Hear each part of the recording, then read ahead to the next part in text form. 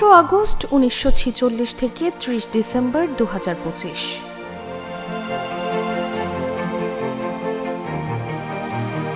এক সংগ্রামহীন পথ চলা দেশের প্রথম নারী প্রধানমন্ত্রী।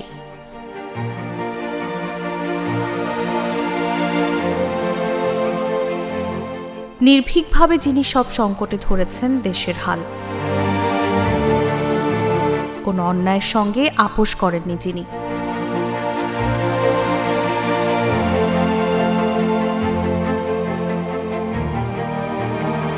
দেশের রাজনৈতিক ইতিহাসের এক অপরিহার্য চরিত্র, বাংলার রাজনীতির এক চলমান উপাখ্যান।